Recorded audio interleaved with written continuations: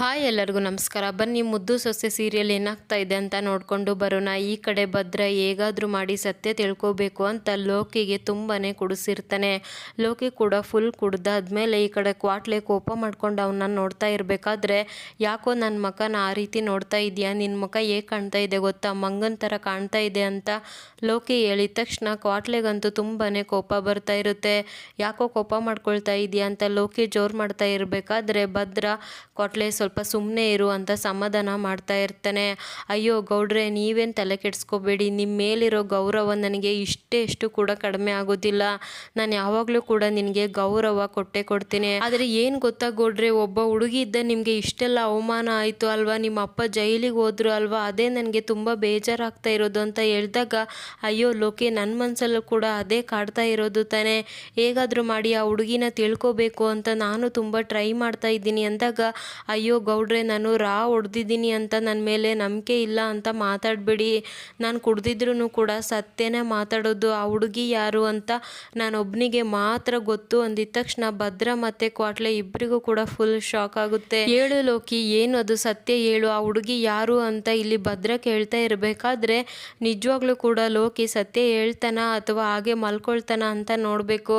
ಅದೇ ಟೈಮ್ಗೆ ಈ ಕಡೆ ವಿದ್ಯೆಗೆ ಅಡುಗೆ ಮಾಡೋಕ್ಕೂ ಕೂಡ ಹೇಳಿರ್ತಾರೆ. ವಿದ್ಯೆನೂ ಕೂಡ ಅಡುಗೆ ಮಾಡ್ತಾ ಇರಬೇಕಾದ್ರೆ ಭಾವ ಪಕ್ಕದೂರಿದ್ದ 4 ಜನ ಮುಖಂಡರನ್ನ ಮನೆಗೆ ಊಟಕ್ಕಂತ ಕರ್ಕೊಂಡು ಬಂದಿದ್ದಾರೆ.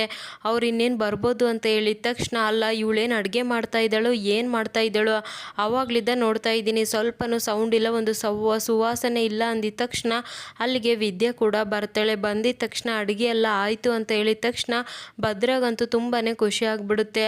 ಅಲ್ಲ ಇಷ್ಟೊತ್ತು ಅಡುಗೆ ಮನೆಯಲ್ಲಿ ಅಡುಗೆ ಮಾಡಿದ್ದೆ, ಆದರೂ ಕೂಡ ನಮಗೆ ಸ್ವಲ್ಪನೂ ವಾಸನೆ ಬಂದಿಲ್ಲ, ಅದೆಂಥ ಬಾಡೂಟ ಮಾಡಿದೆ ನೀನು ಅಂದಿದ ತಕ್ಷಣ ವಿದ್ಯೆಗಂತೂ ಫುಲ್ ಶಾಕ್ ಆಗುತ್ತೆ.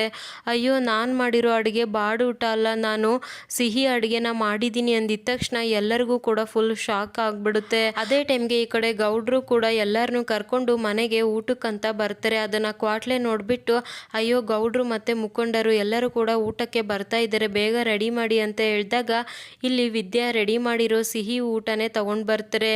ಎಲ್ಲರಿಗೂ ಕೂಡ ಎಲೆ ಹಾಕ್ಬಿಟ್ಟು ಊಟನ ಬಡಿಸ್ತಾ ಇರಬೇಕಾದ್ರೆ, ಏನ್ರಿ ಗೌಡ್ರೆ, ಅಲ್ಲ ಬಾಡೂಟ ಅಂತ ಹೇಳ್ಬಿಟ್ಟು ಬಾಯಲ್ಲಿ ನೀರು ಬರೆಸ್ಬಿಟ್ಟು ಇವಾಗ ಸಿಹಿ ಅಡುಗೆನ ಮಾಡಿಸಿದಿರಲ್ಲ, ಯಾಕೆ ಹೀಗೆ ಅಂತ ಕೇಳಿದ ತಕ್ಷಣ ಶಿವರಾಮೇಗೌಡಗಂತೂ ತುಂಬಾ ಕೋಪ ಬಂದ್ಬಿಡುತ್ತೆ.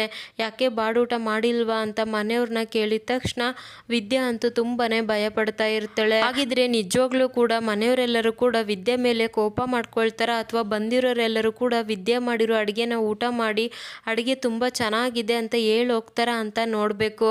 ವಿದ್ಯೆ ಸಿಹಿ ಅಡುಗೆ ಮಾಡಿದ್ರೂ ಕೂಡ ತುಂಬ ಚೆನ್ನಾಗಿ ಅಡುಗೆ ಮಾಡಿರ್ತಾಳೆ. ಹಾಗಿದ್ರೆ ಆ ಅಡುಗೆ ಮನೆಯವರೆಲ್ಲರಿಗೂ ಕೂಡ ಇಷ್ಟ ಆಗುತ್ತಾ ಅಂತ ನೋಡಬೇಕು. ಇದಿಷ್ಟು ನಾಳಿನ ಸಂಚಿಕೆಯ promo. Thank you so much everyone.